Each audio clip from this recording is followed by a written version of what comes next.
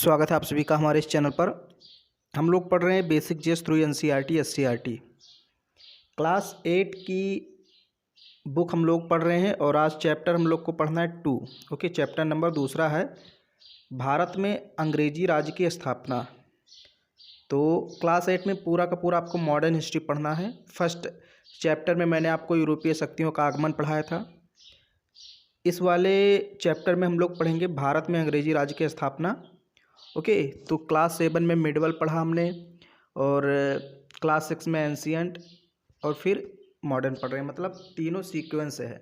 6, 7, 8 की बुक आप पढ़ लीजिए तो आपका बेसिक जीएस स्ट्रांग हो जाएगा। लाइन बाय लाइन हम लोग पढ़ते आ रहे हैं तो वैसे ही पढ़ेंगे। पाठ 2, 1 मिनट, ये वाइट कलर का इसको मैं चेंज कर लेता हूँ। पाठ 2, भारत में अंग्रेजी राज्य की स्थापना। ओके, अब यहाँ पर हम देखेंगे कि आखिर भारत में अंग्रेजी राज्य कैसे स्थापित हो जाता है।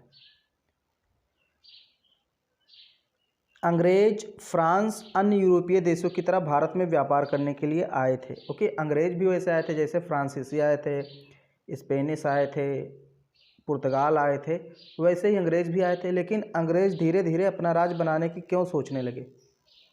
ओके, सोचिए, व्यापार करने आए थे लेकिन यहाँ पर अपना राज बनाने की इच्छा कैसे उनमें आ गई। सोचते सोचते उन्होंने किस तरह भारत में अपना राज स्थापित कर लिया, यह कैसे हुआ और कौन कौन से तरीके अपनाए उन्होंने ऐसा करने के लिए, आइए जाने। सोचिए, व्यापार करने आए थे और उन्होंने भारत में अपना एक प्रकार से साम्राज्य स्थापित कर लिया और लगभग 200 वर्षों तक भारत उनके अधीन एक गुलाम की तरह रहा। ओके, उन्होंने अपना उपनिवेश बना लिया था। तो कौन कौन सी कंडीशन, कौन कौन से रीज़न थे यहाँ पर बताया गया। देखिए, 18वीं शताब्दी में मुगल साम्राज्य की शक्ति क्षीण हो रही थी। ओके, ये देखिए 18वीं शताब्दी में, यानी कि 1701 से लेकर 1799, ये जो है ये 18वीं शताब्दी है। ओके, तो 18वीं शताब्दी में मुगल साम्राज्य की शक्ति क्षीण हो रही थी, मतलब कमज़ोर हो रही थी। प्रांतीय एवं क्षेत्रीय शासकों ने अपने स्वतंत्र सत्ता स्थापित कर ली थी। अब जो प्रांतीय शासक थे, छोटे छोटे जो राजा थे जो मुगलों के अधीन थे, अब चूंकि मुगल कमज़ोर हो गया तो छोटे छोटे राजाओं ने अपनी स्वतंत्रता घोषित कर दी। ओके, इन्होंने अपनी स्वतंत्र सत्ता स्थापित कर ली। अब इसमें कुछ राज्य जैसे बंगाल के अंतर्गत उसमें बिहार उड़ीसा भी आता था, अवध, हैदराबाद, मैसूर, मराठा, ये प्रमुख। ये जो मैसूर, मराठा, हैदराबाद, अवध, बंगाल, ये कहीं ना कहीं मुगलों के अंतर्गत आते थे। इन पर किसका, जैसे मान लीजिए ये आपका अवध हो गया, ये बंगाल हो गया, ये मैसूर, ये मराठा और ये मुग़ल, तो कहीं ना कहीं मुग़ल का इन पर एक नियंत्रण बना रहता था। लेकिन जब मुग़ल में बैठा हुआ शासक कमज़ोर हो गया, केंद्रीय शक्ति कमज़ोर हो गई, तो इस पर से नियंत्रण भी हट गया, इस पर से नियंत्रण हट गया और फिर इन्होंने अपनी स्वतंत्रता घोषित कर दी। ओके, मुग़ल बादशाह का नियंत्रण नाम मात्र का रह गया था। इसी सदी में यूरोप में फ्रांस और इंग्लैंड के बीच विश्व में उपनिवेशों व्यापार से ज़्यादा मुनाफा कमाने के लिए कई वर्षों तक निरंतर संघर्ष भी हो रहा था। अब सोचिए, ये जो पुर्तगाल, फ्रांस, इंग्लैंड, ये विदेशों में अपने उपनिवेश बनाते थे, वहाँ से कच्चा माल लाते थे। तो अब धीरे धीरे सारे उपनिवेश पर इन सभी का कब्जा हो गया। अब उपनिवेश बचे ही नहीं। तो अब क्या चाह रहा था उपनिवेश, नया उपनिवेश अगर बनाना है तो क्या चाह रहा था कि एक दूसरे को उपनिवेश पर कब्जा करें। तो इसलिए यूरोप में इसके लिए लड़ाई भी हुई। फ्रांस और अंग्रेज़ों में हुई, पुर्तगालियों में हुई, मतलब बहुत लड़ाइयाँ हुई यूरोप में उपनिवेश को लेकर के कि हमारा उपनिवेश है, इस पर हमारा कब्जा है। ओके, ज़्यादा से ज़्यादा मुनाफा कमाने के लिए निरंतर युद्ध होते रहे। दोनों देशों के व्यापारी इतने अमीर हो गए, यानी कि खास करके यहाँ पर फ्रांस और इंग्लैंड की बात कर रहा है। ओके, तो दोनों देशों के व्यापारी इतने अमीर हो गए कि अपने अपने देश के शासन में भी इनका बोलबाला था। यहाँ तक कि इंग्लैंड और फ्रांस के राजा अपने अपने देश की कंपनियों का पूरा समर्थन करते थे और उन्हें मदद देते थे। अब ये कंपनियाँ इतनी अमीर हो गई कि ये अपने देश में शासन पर नियंत्रण रखती थी। वहाँ के जो शासक थे वो कंपनियों को पूरी सहायता मदद देते थे। अगर ये कंपनियां लड़ रही हैं तो सेनाएं भी भेज देते थे। ओके, मतलब आप समझते थे कितना ज़्यादा ये लोग उपनिवेशों से लूटते थे। कंपनियां जो थी। उपनिवेश राज्य क्या है और यह दूसरे देश की उन्नति में किस प्रकार सहायक है, आइए इसे जानें। अब यहाँ पर कह रहा हूँ उपनिवेश राज्य क्या है। ओके, देखिए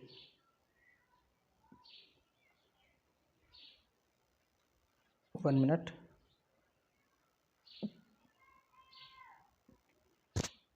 ये देखिए,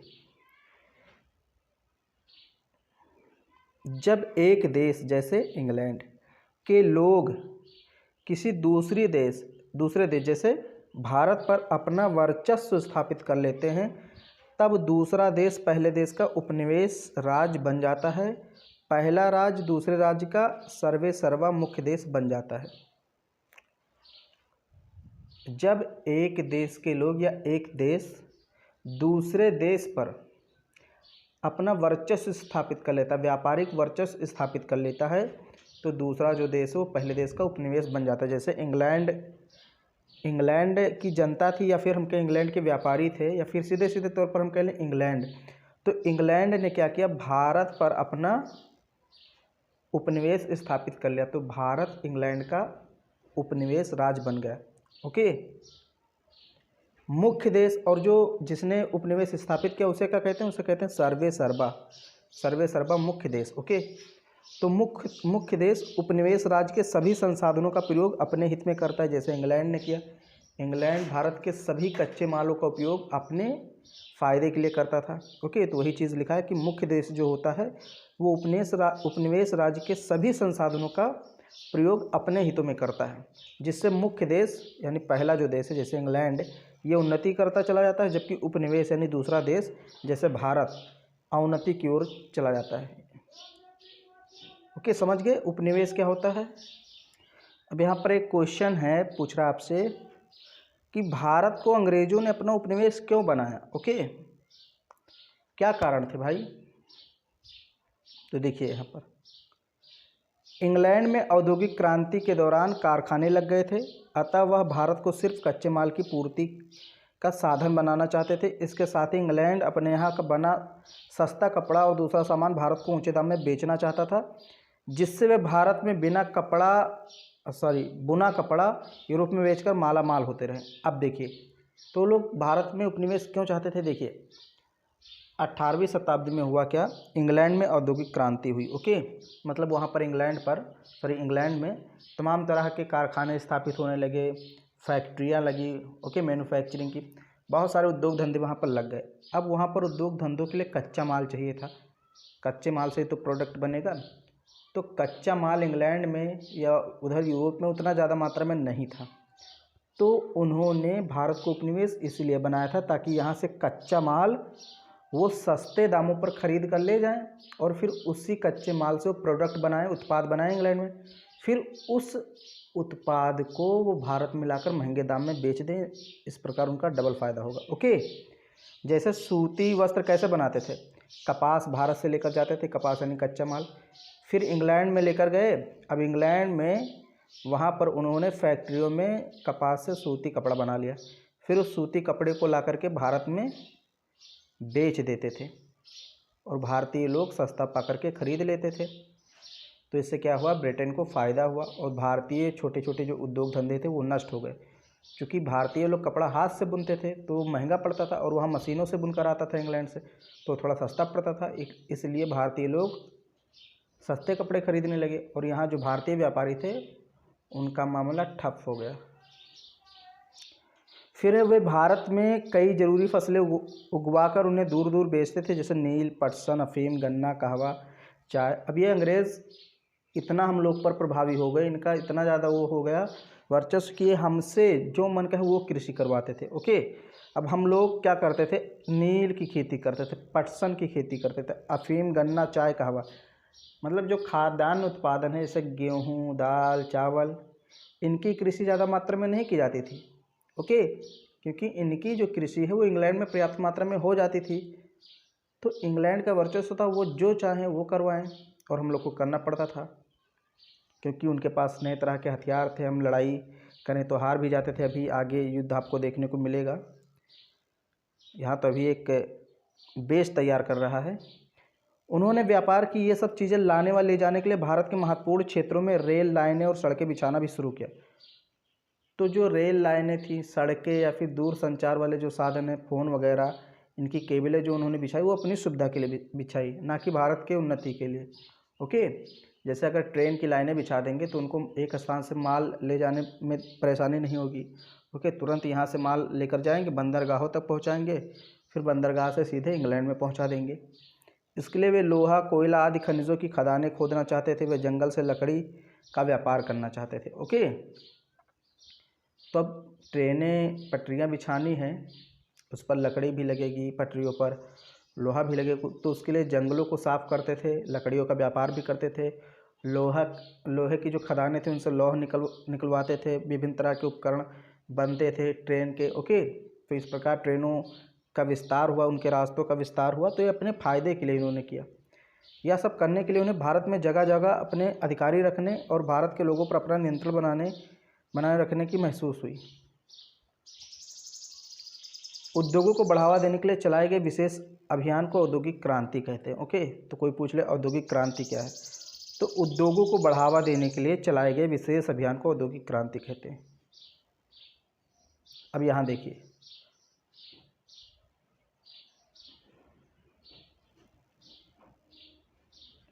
भारत में कपास की पैदावार यहाँ पर हो रही है। ओके, ये आप देख सकते हैं। अब ये जो कपास है ये कौन लेकर जाता था? इंग्लैंड के लोग। ओके, इंग्लैंड के व्यापारी ये कपास लेकर चले जाते थे। इंग्लैंड के कारखानों में कपास बनता था। यहाँ पर आप देखिए, ये कपास यहाँ पर बन रहा है। ओके, फिर यहाँ जो ये कपास है ये आ जाता था भारतीयों को बेचने के लिए। ये देखिए, यहाँ एक अंग्रेज़ भारतीयों को अपना कपड़ा बेच रहा है। ओके, और ये देखिए बेचारे जो हाथ से बुनते थे चरखे से, इनकी हालत देखिए। भारतीय बुनकर विदेशी कारखाने का मुकाबला नहीं कर पाए। कारखाने में कपड़ा जल्दी बुनता था तथा उसकी लागत भी कम होती थी, जबकि भारतीय बुनकर को हाथ से कपड़ा बुनने में काफ़ी समय लगता था और उनके कपड़े की बिक्री भी काफ़ी कम होती थी। इससे भारतीय बुनकरों की दशा खराब हो गई। तो जो भारतीय व्यापारी थे छोटे छोटे, इनकी दशा खराब हो गई, क्योंकि कच्चा माल इंग्लैंड ले जाते इंग्लैंड वासी यानी इंग्लैंड व्यापारी, फिर वहाँ से फैक्ट्रियों में माल बना करके लाते और भारत में बेच देते।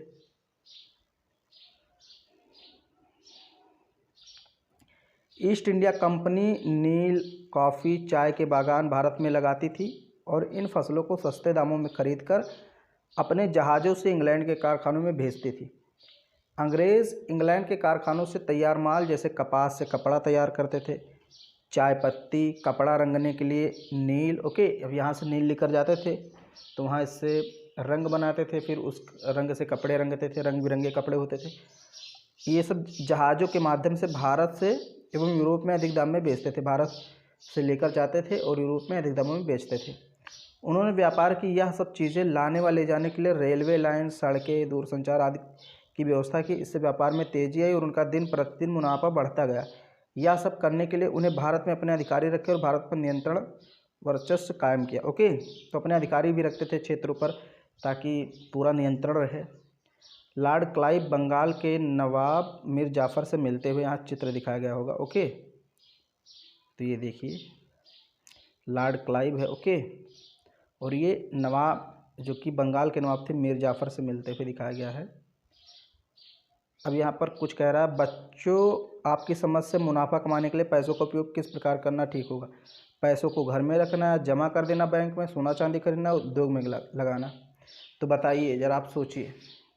अभी तो वैसे बच्चों के लिए क्वेश्चन है, लेकिन अगर आप बड़े हैं और पढ़ रहे हैं तो आप भी इस प्रश्न का उत्तर दीजिए कि भाई मुनाफा अगर आपको कमाना है तो अपने जो आपके पास थोड़े बहुत पैसे हैं उसका क्या करेंगे?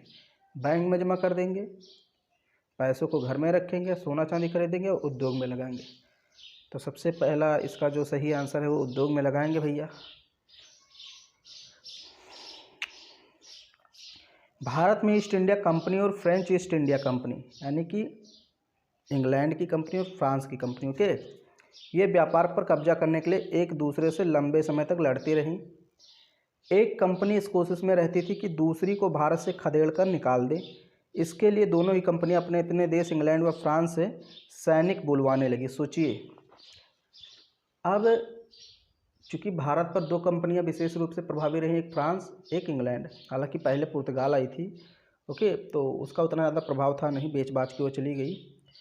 सबसे ज़्यादा जो प्रभाव डालती है वो इंग्लैंड, फिर फ्रांस। ओके, तो इन दोनों में काफ़ी युद्ध होते हैं, कई युद्ध होते हैं। ये दोनों कंपनियां एक दूसरे को भारत से भगाना चाहती थी। इंग्लैंड चाहती थी कि फ्रांस भाग जाए, फ्रांस चाहता था इंग्लैंड। तो इसके लिए इन दोनों में लड़ाई भी होने लगी। इन दोनों ने अपने देश से सेनाएं बुलानी शुरू कर दी। Okay, British East India company की ताकत बढ़ाने में लॉर्ड क्लाइव का विशेष योगदान था। दूसरी ओर डुप्ले ने फ्रांसीसी कंपनी का नेतृत्व किया। भारत के राज और विदेशी कंपनियों की सेना, भारत के राजा और नवाब अपना अपना राज बढ़ाने में एक दूसरे पर हमला करने में लगे रहते थे। अब ये दोनों कंपनियां भारत पर अपना प्रभाव स्थापित करना चाहती हैं, और जो भारत के नवाब या छोटे छोटे राजा हैं ये आपस में लड़ने में बचे हैं। ये नहीं है कि आपस में सारे नवाब और छोटे छोटे राजा मिलकर इन विदेशी कंपनियों को यहाँ से भगा दे, व्यापारियों को। अब वो आपस में ही एकदम मस्त है, मतलब लड़ने में, छोटे छोटे क्षेत्रों को जीतने में। ये देखिए, इसमें उत्तराधिकार संबंधी युद्ध भी होते थे और वे इन विदेशी कंपनियों की सहायता लेने में नहीं हिचकिचाते थे। अब उत्तराधिकार का कोई नियम नहीं था मुगलों में, तो उत्तराधिकार संबंधी युद्ध भी होते रहते थे। अगर पिता मर गया तो 4 बेटे हैं तो उनमें युद्ध होता रहता था। ओके, और ये जो नवाब या छोटे छोटे राजा युद्ध करते थे, विदेशी कंपनियों से सैनिक सहायता ले लेते थे। जैसे मान लीजिए किसी नवाब की तरफ से फ्रांस आ गया, किसी नवाब की तरफ से इंग्लैंड आ गया, इस तरह होता था।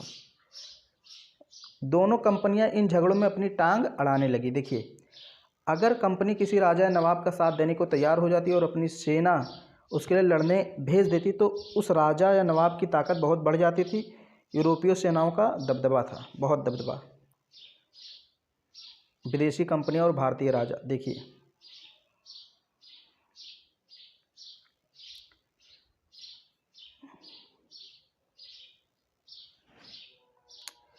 यहाँ पर आपको ये दिखाने का प्रयास किया गया है कि देखिए, एक राजा ये है भारतीय राजा, एक ये है, दोनों को ये दोनों मिलकर लड़ा रहे हैं और अपना व्यापारिक मुनाफा कमा रहे हैं। ओके,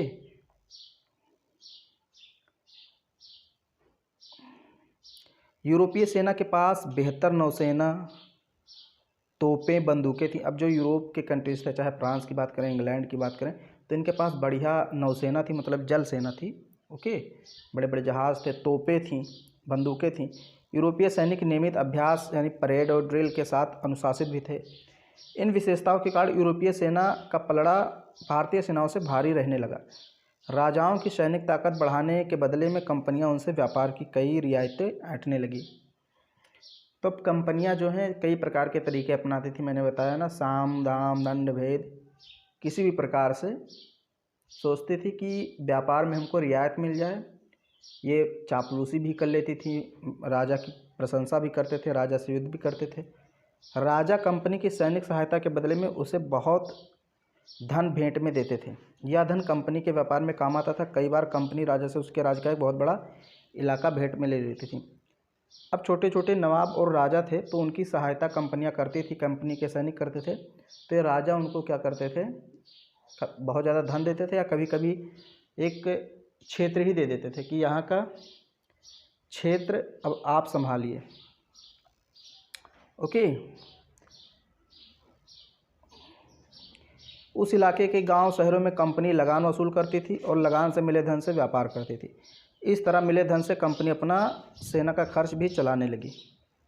ये देखिए, ये यूरोपीय सैनिक हैं, ड्रिल करते हैं। ओके, अभ्यास वगैरह करते हैं। देखिए, तो इसलिए इनकी सेनाएं थी काफ़ी अनुशासित थी, मजबूत थी। भारत में ज़मीन लेकर इन कंपनियों ने अपनी अपनी कोठियाँ बनानी शुरू कर दी, कोठियों की किलाबंदी कर दी। कोठियाँ मतलब जहाँ पर ये अपना अनाज वगैरह लाते थे, व्यापार के लिए रखते थे, और भी यहाँ सब कुछ होता था इनका पूरा। तो ये मान लीजिए इनकी कोठी है, इसके चारों तरफ ये किले बनाने लगे। ओके, ये किले बना दिए ताकि इनका जो पूरा का अंदर का मामला है कोई देख ना पाए और सब सुरक्षित रहे। भारत में एक दूसरे से कई युद्ध भी लड़े। इनके द्वारा दक्षिण भारत के कर्नाटक क्षेत्र में 1746 ईस्वी से 1763 ईस्वी के बीच 3 युद्ध लड़े गए, जिसे कर्नाटक युद्ध कहा गया। अंत में फ्रांसीसी अंग्रेजों से परास्त हो गए और सिर्फ व्यापारिक कार्यों तक सीमित रहे। तो अंग्रेजों और फ्रांसीसियों के मध्य युद्ध भी हुआ, ओके, व्यापार को लेकर के, व्यापार पर अपना वर्चस्व स्थापित करने को लेकर के फ्रांस और अंग्रेजी कंपनियों के बीच 1746 से लेकर 1763 ईस्वी तक 3 युद्ध लड़े गए, जिन्हें कर्नाटक का युद्ध कहा गया। ये देखिए सेंट जॉर्ज फोर्ट है, ये मद्रास में है, चेन्नई में, ओके, किला है।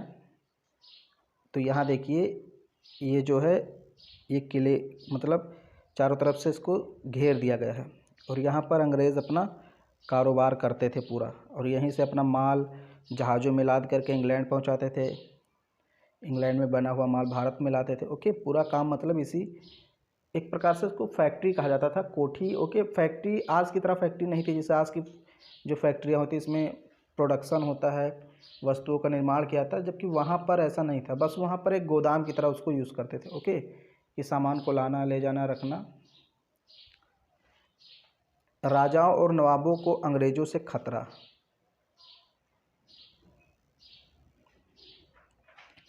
कंपनी को भेंट देने और उसकी सेना का खर्चा उठाने में भारतीय राजाओं पर बहुत बोझ पड़ने लगा।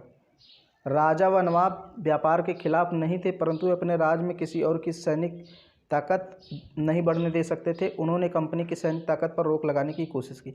अब धीरे धीरे क्या हुआ कि अंग्रेजी सेना बढ़ने लगी, उसकी सैनिक मतलब प्रभाव बढ़ने लगा सैनिकों का। तो जो नवाब या छोटे छोटे राजा थे इनको टेंशन होने लगी। वो व्यापार के विरोधी नहीं थे नवाब जो राजा थे, वो सोचते व्यापार हो लेकिन ये अपनी सेनाएं यहाँ से हटा ले, अपनी सेनाएं अपने देश से यहाँ पर ला रहे हैं, युद्ध कर रहे हैं, तो टेंशन होने लगी। अस्त्र शस्त्र सैनिक बल व किलेबंदी के सहारे होने वाला व्यापार कोई साधारण व्यापार नहीं रहा। आप सोचिए अस्त्र शस्त्र से व्यापार हो रहा था, सैनिक बल से व्यापार हो रहा था। भारत के राजाओं और नवाबों को यह बात बड़ी खतरनाक लगी कि उनके राज्य में किसी दूसरे देश के लोग सेनाएं रखें, युद्ध लड़ें, किले बनाएं और अपनी सैनिक शक्ति की धाक आजमाएं। कंपनी की दूसरी बातों से भी वो परेशान रहते थे, ओके। तो भारतीय राजा नवाब थे, अभी थोड़ा सोचने लगे कि विदेशी सैनिक यहाँ पर आते हैं, लड़ रहे हैं और हम लोग कुछ कर भी नहीं पा रहे हैं। ब्रिटिश ईस्ट इंडिया कंपनी का भारत के राजाओं से फ़ायदा उठाना, ओके। अब देखिए कैसे फ़ायदा उठाते थे। जो ब्रिटिश ईस्ट इंडिया कंपनी थी वो भारतीय राजाओं के साथ या भारतीय राज्यों से कैसे फ़ायदा उठाती थी। देखिए कंपनी के कर्मचारी अपना निजी व्यापार भी कर रहे थे, वे अपने माल को कंपनी का माल बता देते थे और कर नहीं चुकाते थे। इस तरह कंपनी तो धनवान हो रही थी, साथ ही साथ उसके कर्मचारी अफसर भी निजी रूप से मालामाल होकर भारत से लौटते थे। अब यहाँ समझ लीजिए, देखिए जो भारतीय राजा थे उन्होंने कंपनी को आज्ञा दे दी थी, अनुमति दी थी कि आप बिना टैक्स के व्यापार कर सकते, यानी बिना कर चुकाए व्यापार कर सकते। सिर्फ कंपनी को कहा था, जो व्यापारिक कंपनियां थी उनको बिना कर चुकाए व्यापार करने की अनुमति मिल गई थी मुगलों की तरफ से। तो अब जो निजी व्यक्ति थे इंग्लैंड के, वो भी झूठ बता देते थे कि ये माल है कंपनी का और फिर टैक्स देने से बच जाते थे। मतलब झूठे बता दें कि ये माल मेरा नहीं है, ये तो कंपनी का माल है और कंपनी के माल पर टैक्स नहीं लगता था। तो इस तरह जो निजी व्यापार था उसमें निजी व्यक्ति भी अपना लाभ कमा रहे थे, कंपनी तो अपना लाभ कमा ही रही थी, ओके। तो जो कर्मचारी थे, अफसर थे, निजी व्यापार भी करते और कंपनी का माल बता करके टैक्स से बच जाते थे। तो ये सब माला माल होकर भारत से लौटते थे। कई भारतीय व्यापारी व सेठ थे जो कंपनी के व्यापार में मदद करते थे, वे भी अपने माल को कंपनी का माल बताकर कर देने से बच जाते थे। कुछ गद्दार हमेशा हर जगह रहते हैं, जैसे भारत में भी थे, अभी आगे और भी गद्दारों की बात आएगी। कंपनी की आड़ में राज्यों में लूटपाट धोखाधड़ी हो रही थी, ओके। मैंने बताया ना, किले बना करके फिर उसकी किलेबंदी कर दिए जाते थे ताकि अंदर कुछ काम हो तो बाहर किसी को पता ना चले। कंपनी कारीगरों से जोर ज़बरदस्ती से बहुत कम कीमत पर माल खरीदने की कोशिश करती रहती थी। जो इलाके कंपनी को भेंट में मिले थे उनके किसानों से भी हद से ज़्यादा लगान वसूल करने की कोशिश करती रहती थी कंपनी। जैसे मुग़लों ने, मैंने बताया ना कि जब जो राजा महाराजा थे, अगर इनको किसी सेना ने सहायता कर दी, चाहे फ्रांसीसी चाहे इंग्लैंड ने, तो राजा महाराजा क्या करते थे, उनको या तो नगद बहुत ज़्यादा पैसा दे देते थे, धन दे देते थे, या फिर कोई एक क्षेत्र दे दिया। तो मान लीजिए इंग्लैंड के कंपनी को मुगलों ने कोई क्षेत्र दे दिया कि यहाँ से आप रेवेन्यू कलेक्ट कीजिए, थोड़ा बहुत हमको दीजिए और खुद लीजिए। तो इंग्लैंड के जो व्यापारी थे या जो एजेंट होते थे वो बहुत ज़्यादा किसानों से वहाँ कर वसूल करते थे, क्योंकि उनको अधिकार मिल गया था मुगलों की तरफ से। तो मनमाने ढंग से लगान वसूल करते थे। ओके, जब राजा इन बातों का विरोध करता, जब राजा को पता चलता कि ये बहुत ज़्यादा मतलब टैक्स ले रहे हैं, जनता उनको बताती राजा को, तो राजा अंग्रेज़ों से लड़ पड़ते। उस राजा को हटाकर वे किसी ऐसे व्यक्ति को राजा बनाते जो उनके व्यापार के तरीकों पर रोक न लगाए। अब अंग्रेजी सेना या फ्रांसीसी सेना, ये जो यूरोपीय सेना थी, ये मजबूत थी। मैंने बताया ना, हथियार थे, तोप थे, अच्छे कुशल सैनिक थे। तो जब भारतीय राजा इनसे लड़ते तो हार जाते। फिर जो व्यापारी थे, यूरोपीय व्यापारी, ये अपने अनुसार किसी राजा को बैठा देते थे, भारतीय को ही। ओके, खुद नहीं बैठते थे क्योंकि जनता एक्सेप्ट इनको नहीं करेगी, तो किसी अपने चमचे को बैठा देते थे जो इनकी पूरी बात माने, व्यापार में इनको रियायतें दे। अब ये सारी चीज़ें इंपॉर्टेंट है। ओके, तो ये सारी चीज़ें ध्यान से पढ़ना। ये जो फैक्ट है, 1756 ईस्वी में अलीवर्दी खां की मृत्यु होने पर उसका पौत्र सिराजुद्दौला बंगाल का नवाब बना। ओके, सत्ता संभालते ही उसने घरेलू और बाहरी शत्रुओं का सामना करना पड़ा। नवाब के इन विरोधियों की बंगाल के कुछ धनी सेठों का भी समर्थन प्राप्त था। अवसर पाकर ब्रिटिश ईस्ट इंडिया कंपनी ने नवाब के विरोधियों की साजिश में भाग लेना प्रारंभ कर दिया। अब मैं इसको पढ़ देता हूँ, फिर समझाता हूँ। इस समय यूरोपीय कंपनियां शाही फरमान द्वारा की गई व्यापारिक सुविधाओं का दुरुपयोग कर रही थी। साथ ही कोलकाता, जिसे अब कलकत्ता कहते हैं, पहले कलकत्ता कहा जाता था, अब कोलकाता कहते हैं। ओके, तो कोलकाता स्थित अपनी बस्तियों की किलेबंदी भी करने लगे। मैंने बताया ना, किले बनाते थे, फिर उसको किलेबंदी कर देते थे, यानी घेर देते थे।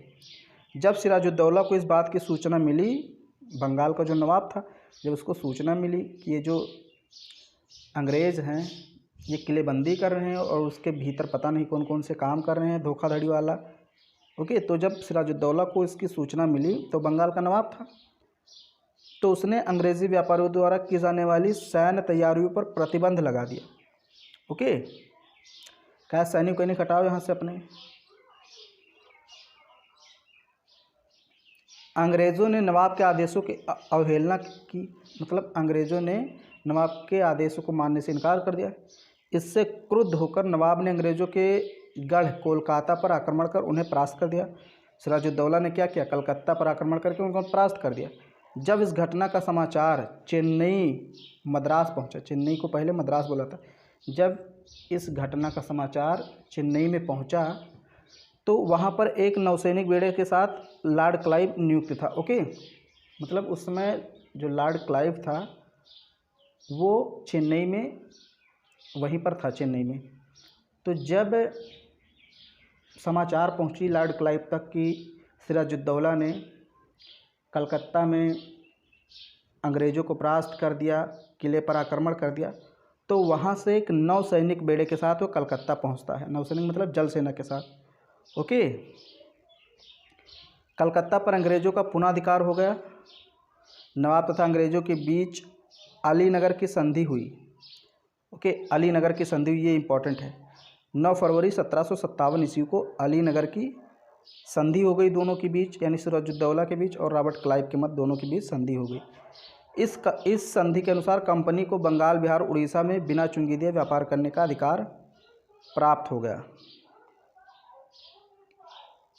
मतलब एक संधि हो गई कि अब आप यहाँ पर, सिराजुद्दौला ने कह दिया कि अब आप यहाँ पर बंगाल, बिहार, उड़ीसा में बिना कोई टैक्स दिए, यानी बिना चुंगी दिए व्यापार कर सकते हैं। ये सिराजुद्दौला ने अंग्रेज़ों को कह दिया। किंतु क्लाइव इतने से संतुष्ट नहीं हुआ। जो लॉर्ड क्लाइव था उसको अभी संतुष्टि नहीं मिली थी, वह तो बंगाल में अंग्रेजी साम्राज्य स्थापित करना चाहता था। अतः क्लाइव ने नवाब के विरोधियों से साठगांठ कर लिया, यानी कि जो नवाब के विरोधी थे लॉर्ड क्लाइव, उनको ढूंढने लगा कि कौन कौन नवाब के विरोधी हैं, उनसे जाकर के मिल जाओ, फिर उनसे मिल करके इसको हरा दो। ओके, तो नवाब का सेनापति मीर जाफ़र स्वयं बंगाल का नवाब बनना चाहता था। यही धोखेबाज है। ओके, इसी के कारण हम कह सकते हैं सिराजुद्दौला हार जाता है प्लासी का युद्ध। ये जो सिराजुद्दौला का सेनापति था मीर जाफ़र, ये स्वयं बंगाल का नवाब बनना चाहता था। वह विश्वासघात करके अंग्रेज़ों से जा मिला। अंग्रेज़ों ने मीर जाफ़र को बंगाल का नवाब बनाने और मीर जाफ़र ने अंग्रेज़ों को हर प्रकार की सुविधाएं देने का वचन दिया। दोनों में एक साठगांठ हो गई। अंग्रेज़ों ने कहा हम आपको नवाब बनने में मदद करेंगे, तो नवाब ने कहा अंग्रेज़ों से कि हम आपको पूरी सुविधा देंगे व्यापार में, बिना टैक्स के आप व्यापार कीजिए, चाहे जहाँ चाहे जिस तरह से। इस षड्यंत्र में राय दुर्लभ, जगत सेठ और अमीचंद नामक व्यापारी भी व्यापारिक लाभ के लिए शामिल थे। ये भी धोखेबाज थे। ये महत्वपूर्ण जमींदार और व्यापारी थे। ओके, राय दुर्लभ, जगत सेठ, अमीचंद, ये सब बंगाल के बहुत बड़े व्यापारी थे। तो ये सब भी लॉर्ड क्लाइव से मिल गए व्यापार में थोड़ी से लाभ के लिए। अब ये नाम याद रखिएगा, राय दुर्लभ, जगत सेठ, अमीचंद। इस षड्यंत्र की योजना पक्की होते ही क्लाइव ने सिराजुद्दौला को एक कूटनीतिक पत्र लिखकर उस पर संधि की शर्तों को भंग करने का आरोप लगाया। अब युद्ध शुरू करना था, सारी चीज़ें हो चुकी थी, सब लोग मिल चुके थे, तो अब रॉबर्ट क्लाइव को युद्ध शुरू करना था, उसके लिए बहाना चाहिए था। तो उसने कहा कि हम लोगों ने जो 9 फरवरी, ओके, रॉबर्ट क्लाइव ने सिराजुद्दौला को चिट्ठी लिखी, पत्र लिखा, और उसमें कहा कि हम लोगों के बीच जो 9 फरवरी 1757 को अलीनगर की संधि हुई थी, आपने उसको तोड़ दिया, इसलिए हम आप पर आक्रमण कर रहे हैं। ओके, झूठा आरोप लगा दिया। तो उसने कहा उल्लंघन किया है, इस हेतु हम आपको दंडित करेंगे, और एक बड़ी सेना लेकर बंगाल की राजधानी मुर्शिदाबाद की ओर रॉबर्ट क्लाइव चल पड़ा। अब यहाँ पर एक युद्ध हो जाता है, जिसे हम कहते हैं प्लासी का युद्ध 1757 ईस्वी में। जब नवाब को इसकी सूचना मिली तो उसने प्रतिरोध करने ही तो अपनी सेना के साथ क्लाइव के विरुद्ध कूच कर दिया। 1757 ईस्वी में प्लासी के मैदान में सिराजुद्दौला और रॉबर्ट क्लाइव की सेनाएं आमने सामने हुई। नवाब ने अपने सेनापति मीर जाफ़र को अंग्रेज़ों पर आक्रमण करने की पहल करने को कहा, किंतु मीर जाफ़र निष्क्रिय खड़ा रहा। ओके, देखिए आया तो था लड़ने, मतलब मीर जाफ़र भी सिराजुद्दौला के साथ में था, लेकिन जब सिराजुद्दौला ने मीर जाफ़र से कहा, चूँकि सेनापति मीर जाफ़र ही था, तो वो सेना को आज्ञा देगा तभी सेना लड़ेगी। तो सिराजुद्दौला ने मीर जाफ़र से कहा कि अपनी सेना को भेजो लड़ने के लिए अंग्रेज़ों के खिलाफ। तो मीर जाफ़र खड़ा का खड़ा रह गया, उसने कुछ रिस्पॉन्स ही नहीं दिया। ओके, क्योंकि पहले से ही वो मिल गया था।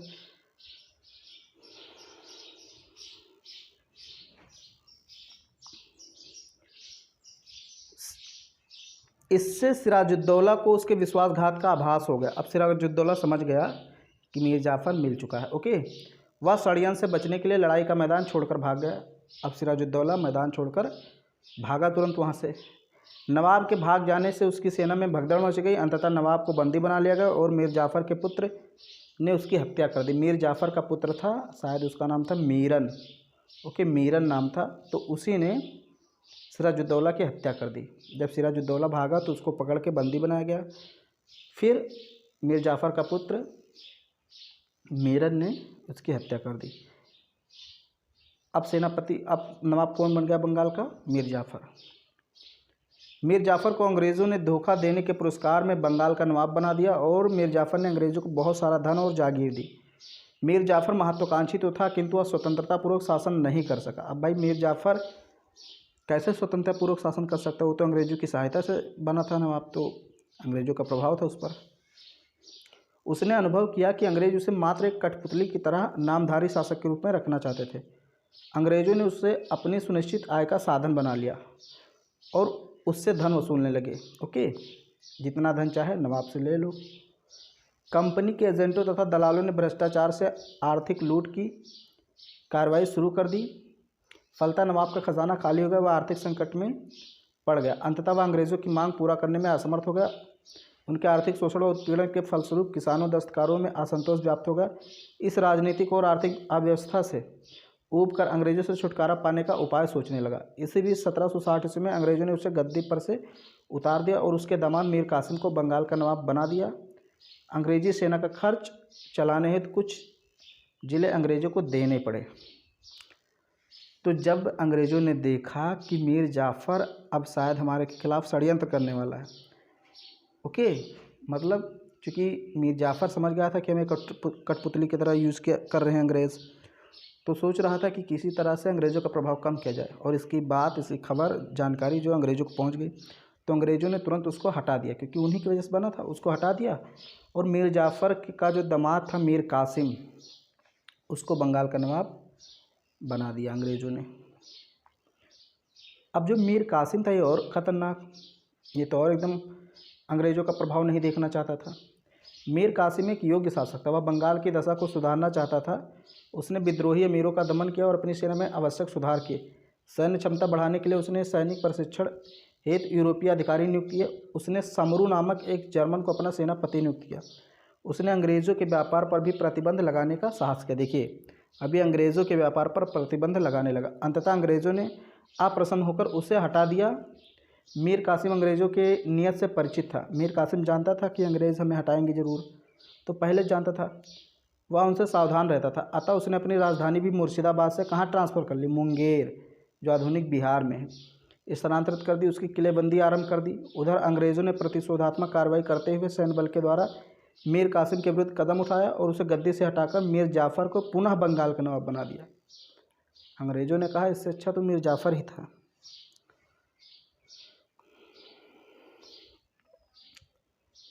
मीर कासिम को हटा दिया और मीर जाफ़र को बना दिया। अब मीर कासिम बहुत अपमानित महसूस कर रहा था।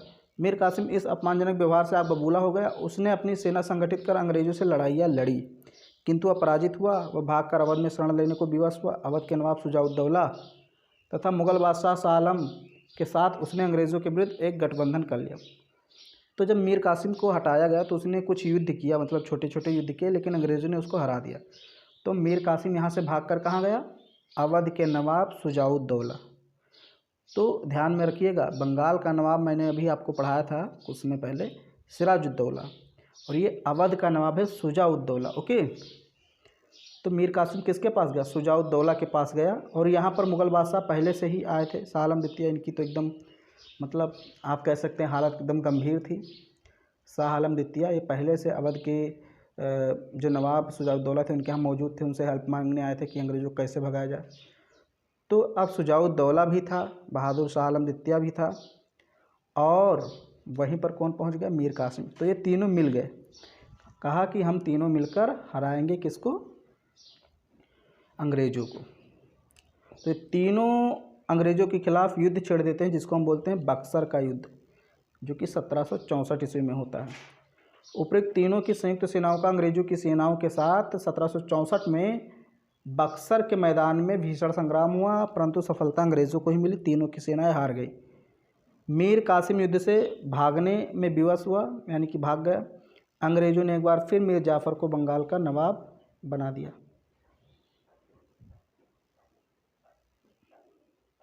प्लासी का युद्ध अंग्रेज़ों ने जीत लिया, बक्सर का युद्ध जीत लिया।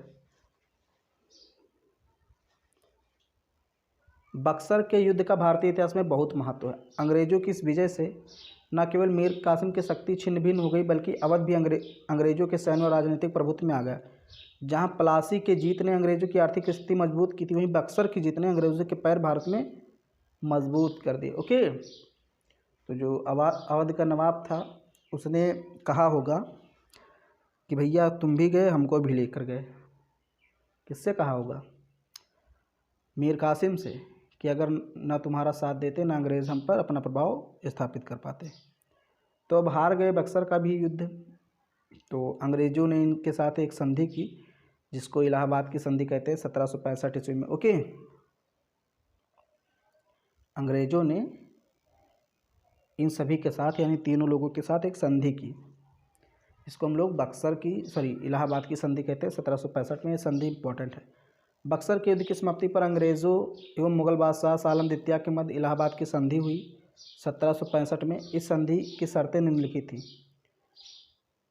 मुग़ल बादशाह शाह आलम द्वितीय ने शाही फरमान जारी करके अंग्रेज़ कंपनी यानी ईस्ट इंडिया कंपनी को बंगाल, बिहार, उड़ीसा की दीवानी प्रदान कर दी। वे इन प्रांतों से भू राजस्व वसूली के अधिकारी हो गए। तो संधि क्या हुई, संधि ये हुई कि जो मुग़ल बादशाह थे शाह आलम द्वितीय, इन्होंने एक आदेश जारी कर दिया, मतलब शाही फरमान, मतलब आदेश दे दिया कि अब जो बंगाल, बिहार, उड़ीसा की दीवानी है ये अंग्रेज़ों के हाथ में आ गई। अब सारा राजस्व यही कलेक्ट करेंगे रेवेन्यू पूरा यही कलेक्ट करेंगे। ओके, यहाँ का जो किसान है वो पूरा अपना टैक्स किसको देगा? अंग्रेज़ों को। बदले में अंग्रेज़ भी कुछ देंगे मुग़लों को। तो मुग़ल बादशाह को 26 लाख रुपए वार्षिक पेंशन देने के लिए अंग्रेज़ों ने हामी भर दी कि हम आपको 26 लाख रुपए वार्षिक पेंशन देंगे, बल्कि पूरा जो रेवेन्यू है वो हम कलेक्ट करेंगे। ओके, और उसी रेवेन्यू में से आपको 26 लाख हम सालाना देते रहेंगे। फिर क्या है, कंपनी ने कड़ा और इलाहाबाद के ज़िले अवध के नवाब से लेकर मुग़ल बादशाह को दे दिए। ओके, कंपनी ने कड़ा और इलाहाबाद के ज़िले, ये पहले अवध के नवाब के अंतर्गत आते थे, तो इसको क्या किया अंग्रेज़ों ने, अवध के नवाब से लेकर के मुग़ल को रहने के लिए दे दिया। अवध का शेष भाग इलाहाबाद एवं कड़ा को छोड़कर अवध के नवाब शुजाउद्दौला को वापस कर दिया गया। नवाब ने कंपनी को 50 लाख रुपए युद्ध हर जाने के रूप में दिया, यानी कि शुजाउद्दौला ने 50 लाख रुपये दिए कंपनी को, क्योंकि युद्ध के कारण नुकसान भी हुआ था कंपनी का। मराठों के आक्रमण की स्थिति में बंगाल नवाब एवं क्लाइव को पारस्परिक सहयोग करना होगा। जब मराठे आक्रमण करेंगे तो बंगाल का नवाब क्लाइव का सहयोग करेगा, यानी अंग्रेज़ों का सहयोग करेगा, क्योंकि मराठे अब इधर उभर रहे थे। उन्होंने लगभग मुग़लों को हरा ही दिया था और अंग्रेज़ों से तैयारी कर रहे थे। तो इसी प्रकार मीर जाफ़र पुनः बंगाल के नवाब बन गया। उसके बाद उसका पुत्र भी पेंशन वैध हो गई, वे नाम मात्र के शासक रह गए। धीरे धीरे नवाब भी एक कठपुतली हो गए। बंगाल में मीर जाफ़र फिर से नवाब बना गया, ये हाँ। इसके बाद उसका पुत्र नाम मात्र का नवाब बना और उसकी पेंशन भी बांध दी गई। भारत पर प्रभुत्व जमाने के लिए अंग्रेज़ों ने भारतीय सामाजिक, आर्थिक एवं राजनीतिक ढांचे पर अपना वर्चस्व स्थापित कर लिया। भारत को अपना औपनिवेशिक राज्य बना लिया। तो देखिए किस प्रकार बनाया उन्होंने। अंग्रेज़ों के व्यापार के लिए भारत की क्या क्या चीज़ें महत्वपूर्ण थी। चुंगी कर में छूट तथा सामानों को एक स्थान से दूसरे स्थान तक ले जाने की छूट, जिससे उनका सामान दूसरों से सस्ता हो। तो मतलब व्यापार के विस्तार के लिए अंग्रेज़ क्या क्या चाहते थे? वो चाहते थे चुंगी कर में छूट हो एक स्थान से दूसरे स्थान पर ले जाने में, ताकि वस्तुएं सस्ती रहें। क्योंकि अगर चुंगी लगेगा तो दूसरे राज्य में जाएंगे तो वहाँ देना पड़ेगा कुछ रुपया, फिर दूसरे राज्य में जाएंगे तो उनको ज़्यादा रुपया देना पड़ेगा। ओके, तो ये कहते थे चुंगी कर से मुक्त कर दीजिए। फिर कहा इन्होंने व्यापार में मनमानी करने, भारतीयों को अपना सामान सस्ता बेचने, कंपनी की माल महंगा खरीदने, प्रतिद्वंदी यूरोपीय व्यापारियों को बाहर रखने और कंपनी का व्यापार भारतीय राजाओं की नीतियों से स्वतंत्र रहकर जारी रखने के लिए इन्होंने मजबूर किया। बंदरगाहों के पास किलेबंदी करने, पट्टे पर प्राप्त स्थान का प्रशासन चलाने तथा अपने साथ लाए हुए सोने चांदी से भारतीय सिक्के ढालने की अनुमति क्षेत्रीय शासक से प्राप्त करना। अब ये अपने साथ जो सिक्के लाए थे यूरोप से, उसके सोने जो लाए थे, सोने चांदी लाए थे, उसके सिक्के बनाने की अनुमति प्राप्त करने लगे। अब सिक्का अगर बन जाएगा तो एक प्रकार से इनका प्रभुत्व स्थापित हो जाएगा। सिक्के बनाने का मतलब क्या भाई, सिक्का अगर कोई जारी कर दे तो इसका मतलब उसका अपना एकदम पूरा कंट्रोल स्थापित होगा, यानी कि अब राज्य में इंग्लैंड के सिक्के चलेंगे भारतीय राज्य में। तो ये सब क्या था, व्यापार पर नियंत्रण करने का एक तरीका था। तो सिक्के ढालने की अनुमति मांगने लगे क्षेत्रीय शासकों से। इसके बदले क्षेत्रीय राज्य को बंदरगाह से प्राप्त चुंगी का आधा हिस्सा राजा को देना। ब्रिटिश कंपनी भारत में राजनीतिक सत्ता स्थापित करने के लिए भारतीय राजाओं के साथ इन्हीं हथकंडों का इस्तेमाल बड़ी चतुराई से कर रही थी। ओके, इस तरह एक ऐसा वक्त आया जब अंग्रेज़ भारत के राजाओं नवाबों को हटाकर खुद शासन चलाने लगे। समय समय पर आवश्यकता अनुसार अपनी नीतियों में बदलाव, शर्तों को तोड़ना, भारतीय राजाओं पर आक्रमण, क्षेत्रीय राजनीति में दखलंदाजी, राजाओं के साथ कुचक्र, फूट डालना, आपस में लड़ना, तरीकों का निर्लज्जतापूर्वक ये प्रयोग करने लगे। शुरू में तो ये था कि ये राजाओं के साथ झूठी संधि कर लेते थे, फिर बाद में संधि को तोड़ भी देते थे अपने फ़ायदे के लिए। तो ये सारी नीतियाँ थी अपने व्यापार को आगे बढ़ाने के लिए और अपने कंपनी का राज्य स्थापित करने के लिए। ओके, अंग्रेजी शर्तों के अधीन क्षेत्रीय राजाओं का कोष खाली होता गया, यानी जो क्षेत्रीय राजा थे उनका खजाना खाली हो गया, उन्हें राजकाज एवं विकास कार्यों को करना मुश्किल हो गया। राज की आमदनी अंग्रेज़ों के हिस्से में जाती रही और खर्च की जिम्मेदारी राजा उठाते रहे। राज्य में जनता को तकलीफ के लिए भी राजा जिम्मेदार ठहराया जाने लगा। अब पूरी जो रेवेन्यू थी वो किसके पास जा रही थी, पूरा राजस्व अंग्रेज़ों के पास।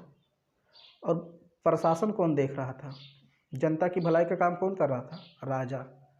तो पैसा ही नहीं राजा के पास तो भलाई क्या करेगा। तो इससे जो जनता थी वो नाराज़ हो गई और अपनी नाराज़गी का जिम्मा किसको ठहराया, राजा को, कि ये आप ही के कारण हुआ, जबकि राजा कर भी क्या सकता है। लेकिन गलती तो राजा ही की थी ना, उन्होंने ही अनुमति दी, अंग्रेज़ों को व्यापार करने की छूट दी। इस स्थिति का कोई भी राजा विरोध नहीं कर सका क्योंकि उनमें अंग्रेज़ों के विरुद्ध शक्ति नहीं थी और ना ही आपस में एकता। अब छोटे छोटे राजा के पास इतनी शक्ति भी नहीं थी, उनमें एकता भी नहीं थी कि वे अंग्रेज़ों का सामना कर सके।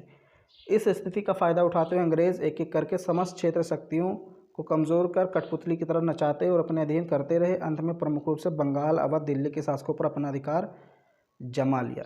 ये कंप्लीट होगा। यहाँ पर कुछ शब्दावलियाँ दी हुई हैं। ओके, जैसे फरमान क्या होता है, मुग़ल बादशाह द्वारा जारी दिए गए आदेशों को फरमान कहते हैं। इस पर शाही मोहर लगी होती थी जिसको शाही फरमान कहते हैं। दस्तक क्या है, भारतीय राजाओं द्वारा अंग्रेज़ी कंपनी को बिना कर दिए सामानों के आयात निर्यात में छूट के लिए पास या दस्तक जारी करने का अधिकार कंपनी को मिला था। ओके, मतलब दस्तक एक प्रकार से पास था।